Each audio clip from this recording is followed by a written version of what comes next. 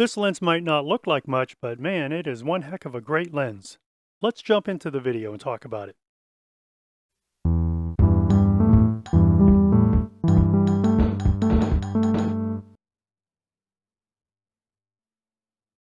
Well, you might think that this is the same lens that I had shown on the broken Alpha in a different video. This, in fact, is a different lens. This is made in the exact amount. So previous one was f2.8, and this one is a slightly slower lens at f3.5. What lens is this? This is the Kilfitt Kilar, or Kilar, or Kilar, depending on how you want to pronounce it. I've now heard it pronounced several different ways, so pick your poison. This is a 40 millimeter lens, making it obviously slightly wider than a 50 millimeter lens, although not as wide as a 35. This would be the same focal length as that was used on the Rollei 35. Although, obviously the dimensions are quite a bit different, but this, like the Rollei Tessar, is a 3.5 lens, and like the Tessar, is 4 elements in 3 groups. This particular lens, like several that I've seen online, has some damage to its or actually is just missing the material that's used for the focusing ring. Now it's a ribbed material rather than a diamond shape. And this one, I think it might have been some type of rubber or hard rubber at some time, but at one point, but obviously it's sort of, as you can see, it sort of flaked away. So what I bought actually a similar rib material. This is a much coarser rib. As you can see, this is a very fine rib. This was made for a Tamron zoom. However, I think it'll work great for this project. It's a bit wider, as you can see. It's also larger in circumference, so I'm going to trim it, and we'll talk about it. Now, I've been shooting with this lens for a couple weeks now, just to get a feel for it. And there's some very, very interesting things that I want to discuss. This probably is one of the finest SLR lenses that I've come across, with only one other lens probably being close to it. Although I will say that I haven't tested every lens on the market, and I haven't tested a Summilux. It also has some characteristics that are very unique to this lens, and we'll talk about that as well. So my first task here is going to be removing the old covering, or the old focusing ring material, and then cutting and attaching this one. And you can see how this is already beginning to flake off. It probably won't take too much of an effort to remove what's left of it. And as you can see, I can just get my fingernail under here, pretty much break it away.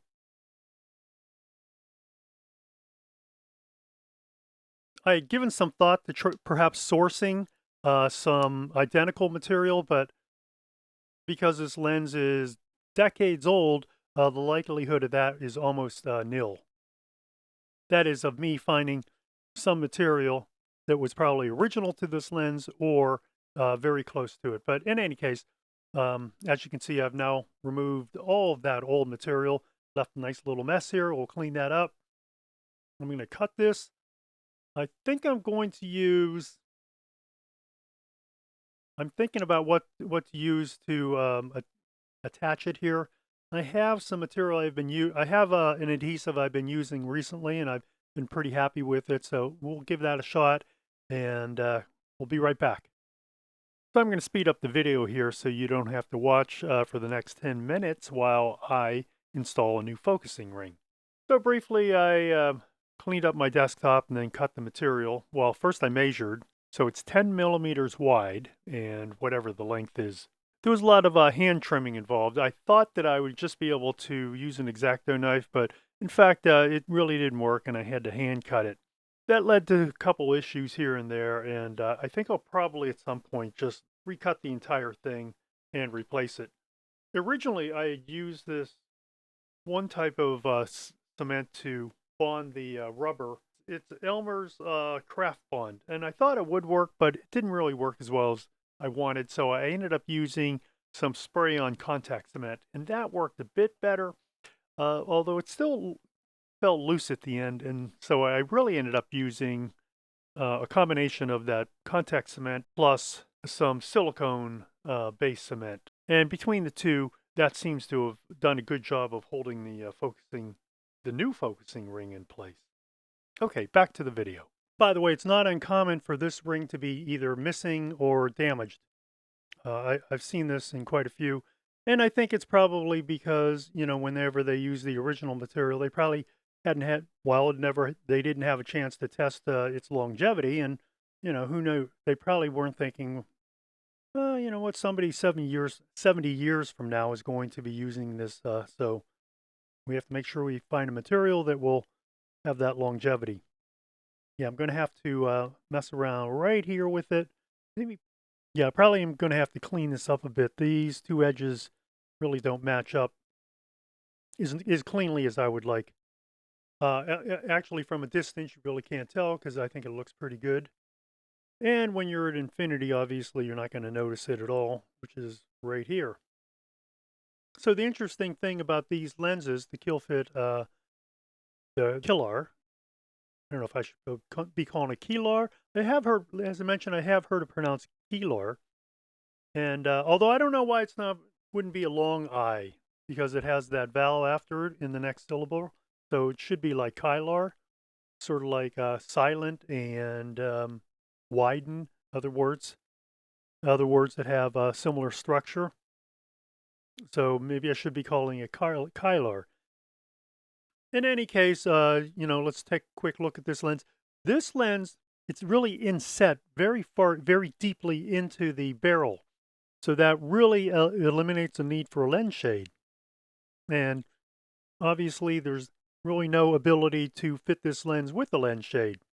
What I've read is this lens, not this particular lens, but the Kilar was made from 1955 to 1958, making it at least 70 years old or thereabouts. As you can see, it's a coated lens, and you can see that from the blue reflection. And, oh, this lens also was made in Lichtenstein. Liechtenstein sits between Austria and Switzerland. And it probably is, I want to say it's the smallest country in the world. If not, it's probably very close to it. Perhaps Singapore might be the smallest country in the world. However, unlike Singapore, Liechtenstein only has 41,000 people. That's its population. This lens was available in several mounts. I've seen this in the exact amount, which is this, the Alpha mount, and I've also seen it. In fact, I'm trying to purchase one in the 42 millimeter screw mount. The 42 millimeter screw mount is interesting simply because, from what I've seen, the rear element really protrudes pretty far away from the back of the lens mount. So what does this look like on a camera? As I mentioned, this is the Exacta mount. I don't have an Exacta handy at the moment. It's over somewhere in a box. However, I do have an Exa, which shared the Exacta mount. So pretty much all you do is you take it and you twist it to the right and it's mounted to the camera. What sets this lens apart from every other lens on the market is its ability to focus very closely to the subject. And when I mean close, I mean like really, really close. As I mentioned in the video about the Alpha 5, no other lens is able to focus this closely. In fact, here's the 4-inch mark, and if you notice, it actually focuses past that, and it probably is closer to, trying to estimate this, maybe 3.5 inches. Well, here's how it looks when I'm shooting the camera at its closest focus distance. And you can see how close I am to the subject. When we talk about 4 inches, we're really talking about 4 inches from the front of the lens. At first, I thought they meant 4 inches from the film plane, or in this case, the sensor plane, which would probably place it right around here. There's no indicator on the body. And then I thought perhaps it meant 4 inches from the lens mount. But in fact, it really is 4 inches from the front of the lens. And how do I know this? Well, I measured it. And as you can see, I'm going to put this box of mints right at the 4-inch mark. And you can see how it actually is in focus. Now, if you want to go a bit closer, because as I mentioned, this does focus closer than 4 inches, you can slide this in and you can see the close focus distance is roughly 3.5 inches. So, but that's going to be 3.5 inches from the front of the lens. Regardless, that's still very close. And I believe that no other lens in the film era was able to focus this closely unassisted, that is, without the use of bellows or with extension tubes. You won't see another 40 or 50 millimeter lens that can focus this closely unassisted.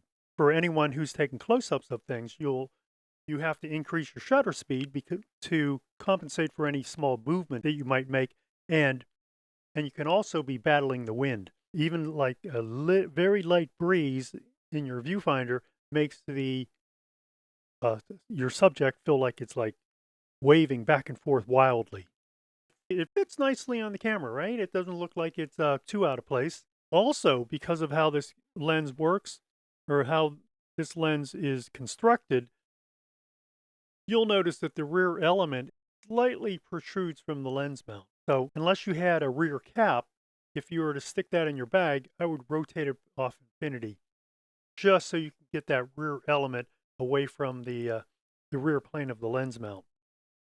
So one of the cool things today about digital photography, particularly mirrorless cameras, is its ability to find adapters for nearly any lens mount, including orphan lens mounts. So in this case, we're going to mount it to this particular lens, or we're going to mount it to this particular adapter. So what you do is you line up this small pin, or even this little red dot, and you just rotate it until it locks into place. Then you can take this and mount it to your camera. It looks slightly less elegant, but it does a trick. Another unusual thing about this lens is the amount of rotation of the barrel that it takes to get from infinity down to your closest distance setting. And you could see that it's almost 360 degrees. So for comparison purposes, we're going to actually look at the Zeiss Tessar. It was made for the Contax SLRs, the Yashica Kyocera Contax SLRs. To get from infinity to your closest focus distance is probably, let's see, that's going to be maybe what, 280 degrees? Whereas this is 360 degrees. Your closest focus distance here is 0.8 meters, is roughly 31.5 inches. So Tessar type, actual Tessar, close focus distance of about just under 4 inches and less than 4 inches, and here it's 31 inches or 31.5 inches. Not even close. This would be what you would call an extremely long throw focusing ring, because it takes quite a while to get from infinity down to your closest distance. Because it is such a long throw, your focusing action is very slow, which also makes it very precise. In fact, it's so precise that you can really, really finely focus on a particular aspect of a subject. And that's something that you really can't do with this lens or really any other lens.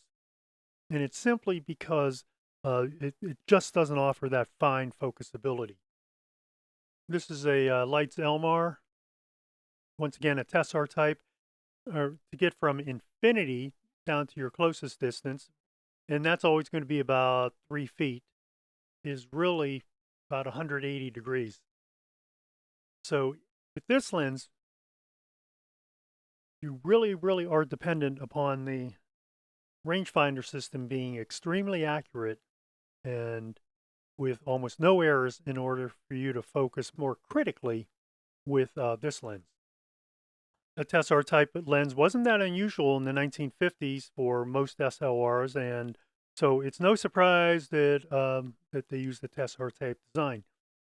By the 1960s and later, the Tessar type had given way to the planar type lens, also obviously a Zeiss design. Carl Zeiss often refers to the planar as the most plagiarized lens design in history. And in fact, nearly all 50 millimeter lenses from that point onward are planar type lenses. Most of those lenses were much faster and could be offered at a speed of, 1.8 or even quicker, right? I mean, there are 1.2 lenses, or 1.4, but generally what you saw as the standard lens for most cameras was now either 1.8 or somewhere between 1.8 and 2.0. So that meant these slower lenses, even the 2.8 lens and the 3.5 lenses, had now fallen out of favor. These lenses are very well made. The barrels feel like I don't know what they're made of. Maybe they're aluminum, but they're very highly polished. I've never opened this lens, so I don't believe I don't know if it's ever been serviced. It didn't appear to me that there are any tool marks on any of the screws. And even today, you can see how easy it is to focus. I can just run it back and forth. I can really focus this with one finger. Although no one I know, certainly not me, ever focuses a lens with just one finger.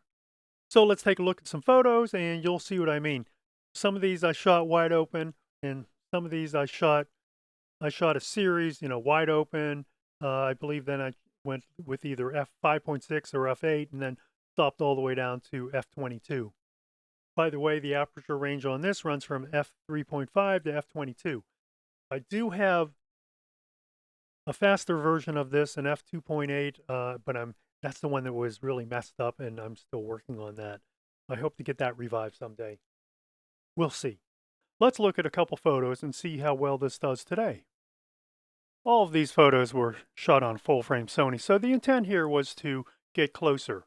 And so I would first take the wider shot, then I would get closer, and I thought, well, let's get a little closer. You know what? Let's get even closer.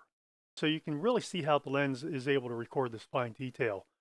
Same here, we'll start out with a wide shot and we'll move in a bit closer and you can see that raindrop there. That'll be interesting. Now let's move in a bit closer and you can sort of see how that's starting to take center stage. And now you can actually see the texture of the leaf underneath. Here's another shot just of a raindrop. It's been raining a lot lately. Now this was shot wide open and then again at f8. And then finally, at its minimum aperture of f22, just to give you an idea of the depth of field and also how it renders those out of focus areas. I wanted to see if there was any difference in corner sharpness wide open at f3.5 versus stop down to f16. There is some difference in corner sharpness, but the gap in sharpness isn't as wide as I expected it to be. And when viewed full screen, it's almost unnoticeable. Finally, I leave you with this photo of a pine cone laying among some dead leaves. In use, I found this lens very easy to handle. I think the effort required to focus this lens is just about right. It's not stiff at all, but it's not so light that a slight touch will bump it from its focus. And because it does have that long throw focus, you really, really can focus extremely critically, much more than with other lenses. And as I mentioned earlier, when you're working very close up, everything is magnified, your subject's magnified, vibrations are magnified, and any to and fro movement that you might introduce, because you're not going to be able to stand completely still, that becomes magnified as well. And I would say that at the very least, a monopod or certainly a tripod couldn't hurt, if you plan to do a lot of close-up work. Or you could simply make sure that you are shooting on a brighter day when you have, faster shutter speeds. You still have that challenge of moving the camera itself ever so slightly and along all three axes.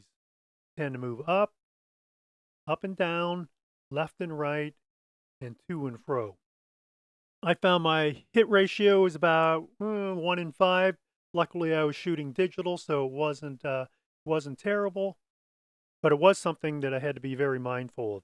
Because this lens is so sharp, being a Tessar type, you can really, really capture fine, fine detail. In fact, the detail sometimes is so fine that it almost would escape the naked eye. You wouldn't even notice it. Its ability to focus closely is just one aspect that makes this lens so special. And that's my take on the 40mm Kilfitt Makro Kilar. A really terrific lens, even today. Far, far superior to most lenses on the market today. You were to shoot this lens, you would be highly impressed. In fact, it's one of the few lenses that I would rate as exceptional. This lens is really an excellent all-purpose lens, if you can live with that slower speed of f3.5 or even with the other version f2.8. If I were to give this lens a rating, I probably would rate it at about 9.7. Its optical qualities, because no lens is perfect. In fact, I might rate it between 9.7 and 9.8. I think this lens is simply outstanding. Luckily, they're still available today. Prices vary wildly. They can go as low as $100. That's what I paid for this lens, and they could go as high as $300 to $400. I don't know if I'm a cheapskate, but I would consider myself thrifty. I do tend to bargain hunt a lot. But I don't bargain hunt and buy beat up stuff. I do bargain hunt, however. Keep in mind there are two versions of this lens. One is f2.8, one's f3.5. Normally, an f2.8 lens is going to offer slightly less contrast. Once I get that lens, I think we'll shoot it, and then we'll come back and maybe perhaps I'll just do a quick video on that lens. Either one's going to give you some really, really great photos. In fact, you will be, I don't want to oversell this lens, but you'll be shocked by how good it is. And that brings us to the end of this video. I hope you enjoyed this video, and if you did, think about giving me a like or subscribe. Feel free to leave a comment below, or you can send me an email at contact@camera-talk.net. And you can click on that icon in the lower right corner of the screen for more content about cameras and photography. And I'll see you on the next video.